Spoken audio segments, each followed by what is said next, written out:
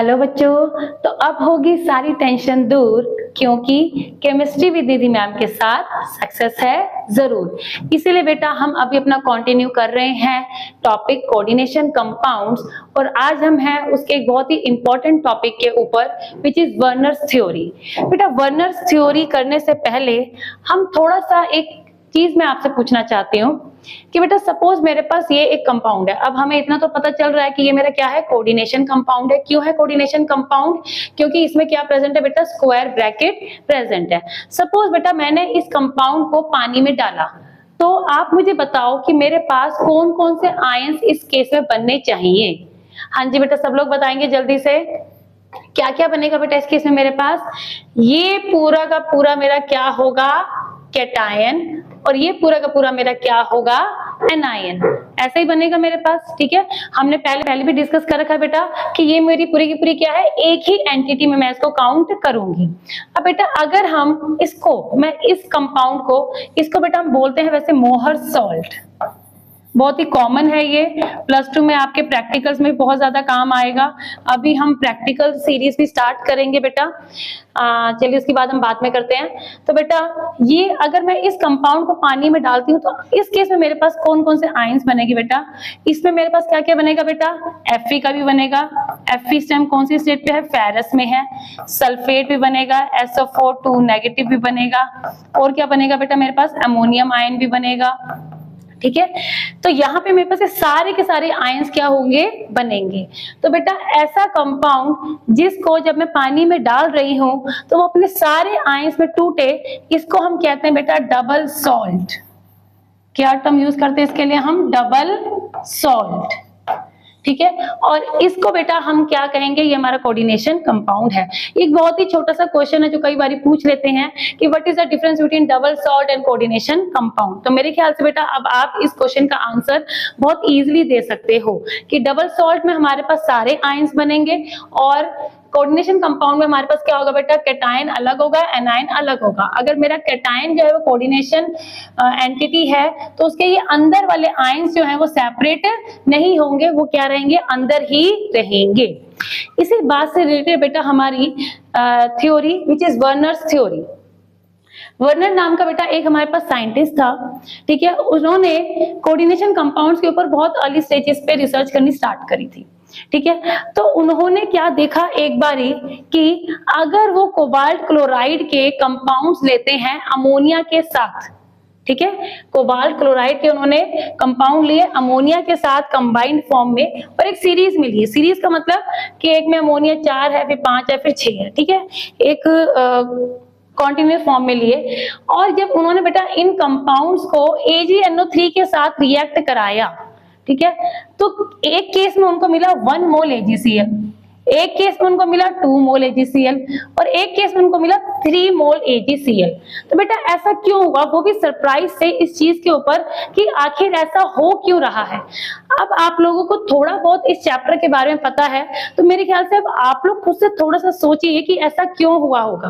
बेटा जिस केस में 1 मोल AgCl बन रहा है, यानी कि उस केस में क्या हो रहा होगा, एक ही क्लोराइड आयन बन रहा होगा जो कि क्या कर रहा होगा, इस AgNO3 के साथ रिएक्ट कर रहा होगा और क्या बनाएगा, AgCl के प्रेसिपिटेट्स बनाएगा। इस केस में बेटा हमारे पास कितने क्लोराइड आयन बन रहे होंगे, 2 क्लोराइड आयन बन रहे होंगे। इस केस में हमारे पास कितने क्लोराइड आयन आ रहे होंगे, 3 क्लोराइड आयन आ रहे होंगे, तभी हमारे पास कितना आ रहा है, 3 मोल AgCl आ रहा है। तो यानी कि बेटा उन्होंने हमें बताया बेटा कि हमारे कोऑर्डिनेशन कंपाउंड्स में कुछ जो आयंस होते हैं वो स्क्वायर ब्रैकेट के बाहर होते हैं और वो अपने कॉम्प्लेक्स से डिसोशिएट हो सकते हैं। जैसे अगर अब आप खुद सोचो कि एक Cl हमारा क्या होगा, इसमें बाहर होगा, बाकी चीजें क्या होंगी, हमारी अंदर होंगी। तो ये जो हमारा कंपाउंड है ये एग्जैक्टली कैसा होगा बेटा, CO, यहाँ पे क्या होगा बेटा, Cl कितने रह जाएंगे, 2 रह जाएंगे, और NH3 कितने बेटा हमारे पास 4 हैं, और स्क्वायर ब्रैकेट के बाहर कितना होगा बेटा, सिर्फ एक ही Cl प्रेजेंट होगा। अगर हम इसको बनाते हैं बेटा, इसको कैसे बना सकते हैं हम, अब यहाँ पे मैं 2 Cl बाहर दिखाने हैं, 2 Cl मैंने कहा दिखा दिया बेटा, बाहर दिखा दिए।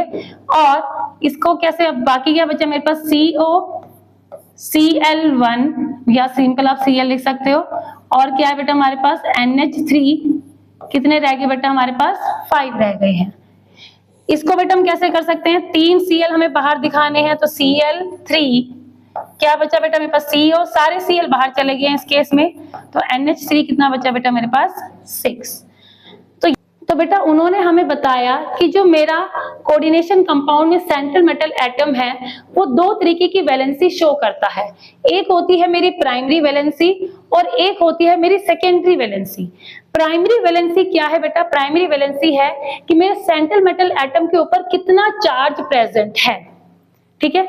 जितना सेंट्रल मेटल के ऊपर बेटा मेरा चार्ज प्रेजेंट होगा उसी पे डिपेंड करेगा कि मेरे कॉम्प्लेक्स के ऊपर कितना चार्ज है, ठीक है। यानी कि कितने नेगेटिव आयंस मेरे साथ जुड़े हुए हैं थ्रू आयनिक बॉन्ड।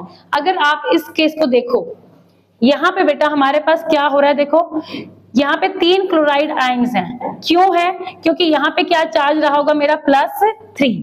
अब बेटा बाकी सब जो अंदर वाली चीज है उनका चार्ज तो सेम है, सिर्फ किसका चार्ज चेंज होगा, यहाँ पे कोबाल्ट का चार्ज मेरा क्या होगा, चेंज होगा। तो ये बेटा हमारे पास क्या है, वैलेंसी। तो एक बार हम बेटा डिफरेंसेस देख लेते हैं। तो प्राइमरी वैलेंसी क्या बताती है कि कितने आयनिक बॉन्ड मेरे बन रहे हैं, यानी कि कितनी मेरी जो आयंस हैं वो क्या है, स्क्वायर ब्रैकेट के बाहर हैं, ठीक है। बेटा उस टाइम पे जब वर्नर ने ये काम स्टार्ट किया था तब हमारे ज्यादातर जो आयंस थे, काउंटर आयंस थे, वो आयनिक होते थे और हमारे जो कैटायंस, जो हमारा कॉम्प्लेक्स होता था वो कैटायनिक ही मिलता था।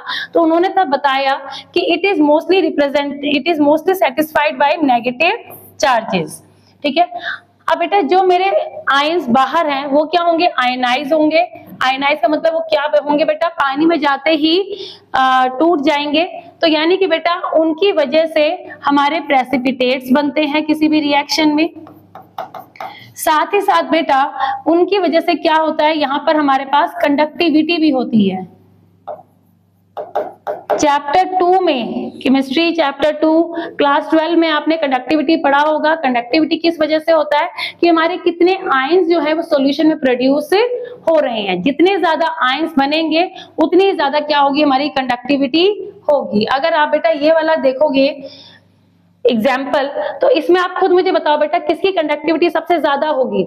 इस केस में कितने आयंस बन रहे हैं हमारे पास, 2 आयंस बन रहे हैं। इस केस में कितने बन रहे हैं बेटा, 3, 2 क्लोराइड और 1 ये। इस केस में कितने बन रहे हैं बेटा, 4। तो सबसे ज्यादा कंडक्टिविटी किसकी होगी बेटा, हमारी इसकी होगी, ठीक है। तो ये जो हमारी प्राइमरी वैलेंसी है ये कंडक्टिविटी के लिए भी क्या होती है, रिस्पॉन्सिबल होती है।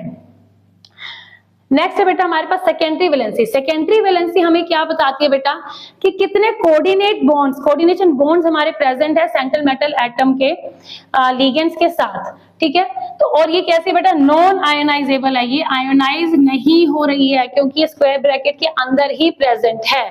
और बेटा ये ज्यादातर किससे सेटिस्फाइड होती है, न्यूट्रल से या फिर पॉजिटिव चार्जेस स्पीशीज से ये सेटिस्फाइड होती है।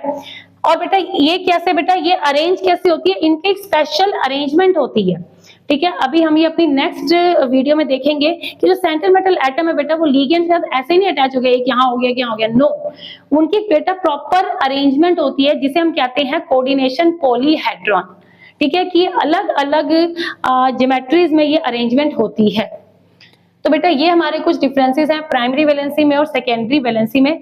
जो चीज आपको मेन ध्यान रखनी है वो यही रखनी है। अगर आपसे एग्जाम में पूछा जाए प्राइमरी वैलेंसी तो आपने क्या निकालना है बेटा, अपना सेंट्रल मेटल एटम का ऑक्सीडेशन नंबर निकालना है। अगर आपसे पूछी जाए सेकेंडरी वैलेंसी तो आपने क्या निकालना है, कोऑर्डिनेशन नंबर निकालना है, ठीक है। अगर आपसे पूछा जाए कौन सा आयोनाइज होता है तो वो कौन सी होती है, हमारी प्राइमरी वैलेंसी होती है, जिसकी वजह से प्रेसिपिटेट वाली रिएक्शन होती है और जिसकी वजह से कंडक्टिविटी होती है। जितने ज्यादा आयंस टूटेंगे उतने ही ज्यादा हमारी क्या होगी, कंडक्टिविटी होगी। यानी कि जितने ज्यादा बेटा मेरे काउंटर आयंस प्रेजेंट होंगे उतनी मेरी कंडक्टिविटी क्या होगी, ज्यादा होगी। तो बेटा इसी के बेसिस पर मैंने कुछ यहाँ पे PYQs इकट्ठे किए हैं इस टॉपिक में से, तो उनको देखते हैं बेटा। बहुत ही सिंपल से हैं, बस आपको कंफ्यूज नहीं होना है प्राइमरी वैलेंसी और सेकेंडरी वैलेंसी में। बाकी सारी चीजें हमने पहले कर रखी हैं। उसने पूछा what is the secondary valency of cobalt in this compound. Secondary valency का मतलब क्या होता है बेटा, सिंपल सी बात है, उसने हमसे क्या पूछा है, कोऑर्डिनेशन नंबर। कैसे निकालेंगे बेटा, En फिर से याद करो बेटा, EN क्या है हमारे पास, इथाइलिन डाई एमीन। इसका बेटा हमारे पास कोऑर्डिनेशन नंबर कितना होता है, 2 होता है। 2 EN है तो 2 इंटू 2 कितना आ गया बेटा मेरे पास 4 प्लस 2 Cl है बेटा, Cl का कितना होता है बेटा हमारे पास 2, तो कितना आ गया बेटा हमारे पास 6, यानी कि इसका कोऑर्डिनेशन नंबर है 6, तो इसकी सेकेंडरी वैलेंसी कितनी हो जाएगी बेटा 6। नेक्स्ट देखो बेटा, वो कह रहा है how many ions are produced in solution for complex this. बेटा इस कॉम्प्लेक्स के लिए कितने आयंस बनेंगे। अब हम ये बहुत आराम से बता सकते हैं बेटा, कैसे, एक मेरा बनेगा बेटा ये कैटायन, ठीक है, इसके ऊपर चार्ज कितना होगा वैसे +2, और एक और बेटा 2 हमारे बनेंगे क्या Cl, तो हमारे पास टोटल आयंस कितने बनेंगे बेटा 3, एक ये पूरा का पूरा कैटायन और 2 क्या बनेंगे बेटा मेरे पास Cl, तो टोटल आयंस कितने बनेंगे बेटा 3। इसको बेटा हम 1:2 इलेक्ट्रोलाइट भी बोलते हैं। क्या टर्म यूज करते हैं इसके लिए हम, 1:2 इलेक्ट्रोलाइट। 1:2 इलेक्ट्रोलाइट का मतलब एक कैटायन बन रहा है और 2 क्या बन रहे हैं हमारे एनायन बन रहे हैं। नेक्स्ट क्वेश्चन देखते हैं बेटा, वो कह रहा है कि इनमें से कौन सा कंपाउंड मुझे व्हाइट प्रेसिपिटेट्स देगा अगर मैं इनको रिएक्ट करती हूँ AgNO3 के साथ। अब बेटा AgNO3 के साथ व्हाइट प्रेसिपिटेट कौन देगा, जहां से मुझे Cl नेगेटिव मिलेंगे वही क्या करेंगे बेटा Ag और Cl आपस में मिलकर व्हाइट प्रेसिपिटेट हमें देंगे। तो आपको सिंपली क्या देखना है, किस केस में स्क्वायर ब्रैकेट के बाहर क्लोरीन प्रेजेंट है। क्या इस केस में स्क्वायर ब्रैकेट के बाहर क्लोरीन है, नो। यहाँ पे हमारे पास क्या है बेटा, हमारा जो क्लोरीन है वो स्क्वायर ब्रैकेट के अंदर है, तो ये जो होगा बेटा ये हमारा डिसोशिएट नहीं होगा Cl नेगेटिव में। इस केस में भी अंदर है, ये भी नहीं होगा। इस केस में बेटा Cl हमारा कहाँ है, स्क्वायर ब्रैकेट के बाहर है, तो ये हमारा क्या देगा AgCl के साथ प्रेसिपिटेट, ये AgNO3 के साथ प्रेसिपिटेट हमें देगा। नेक्स्ट क्वेश्चन है हमारे पास कि इनमें से कौन सा कंपाउंड जो है वो BaCl2 के साथ व्हाइट प्रेसिपिटेट्स तो देगा पर AgNO3 के साथ नहीं देगा। तो बेटा ये अपना आपको कुछ चीजें थोड़ा सा याद रखनी है, ये हमने वैसे अपनी 10th क्लास में भी कर रखा है कि AgNO3 के साथ बेटा हमारे पास प्रेसिपिटेट्स कब बनेंगे, जब हमारे पास क्या होगा, क्लोराइड आयन होएगा और क्या बनेगा मेरे पास AgCl। ठीक है बेटा, अगर मैं BaCl2 की बात करते बेटा, तो BaCl2 जो है मुझे व्हाइट प्रेसिपिटेट्स किस केस में देगा, अगर मुझे कहीं से क्या मिल रहे हैं बेटा, सल्फेट आयंस मिल रहे हैं और ये कंबाइन करके क्या बनाएगा BaSO4, जिसके क्या बनते हैं बेटा व्हाइट प्रेसिपिटेट्स बनते हैं। तो आप यहाँ पे ध्यान से देखिए बेटा, कहाँ पर हमें सल्फेट आयन मिल रहे हैं। तो बेटा वैसे तो हमें सामने दिख रहा है, हमारा फर्स्ट ऑप्शन में हमें क्या मिल रहा है, हमारा बेटा स्क्वायर ब्रैकेट के बाहर सल्फेट प्रेजेंट है, तो ये हमारा रिएक्शन दे देगा। यहाँ पे बेटा यहाँ पे Br प्रेजेंट है, यहाँ पे भी Br प्रेजेंट है, यहाँ पे भी क्या प्रेजेंट है, Cl प्रेजेंट है। ये हमारा बेटा रिएक्शन किसके साथ देगा, AgNO3 के साथ देगा, और ये हमारा किसके साथ देगा बेटा रिएक्शन BaCl2 के साथ देगा। तो बेटा ये इस टाइप के छोटे छोटे क्वेश्चंस आते हैं वर्नर्स थ्योरी के ऊपर, पर हम एक क्वेश्चन एक्सपेक्ट कर सकते हैं अपने बोर्ड एग्जाम में, क्योंकि ये इंपॉर्टेंट टॉपिक है थोड़ा सा हमारा। बस आपको ध्यान क्या क्या रखना है कि प्राइमरी वैलेंसी जो होती है वो रिप्रेजेंट करती है ऑक्सीडेशन नंबर को, वो आयनाइज होगी। सेकेंडरी वैलेंसी जो होती है वो रिप्रेजेंट करती है कोऑर्डिनेशन नंबर को, वो आयनाइज नहीं होगी। ठीक है बेटा, तो यहाँ पर हमारा आज का टॉपिक खत्म होता है बेटा। आई होप इस टॉपिक से रिलेटेड जितने भी आपकी प्रॉब्लम्स थी वो सॉल्व हुई होंगी। इसीलिए बेटा मैं हमेशा आपसे कहती हूँ, कोई भी रिएक्शन हो या हो कोई इक्वेशन, मिलेगा यहाँ हर प्रॉब्लम का सॉल्यूशन। मिलते हैं अपनी नई वीडियो में एक नए टॉपिक के साथ, तब तक के लिए बेटा बाय बाय, टेक केयर।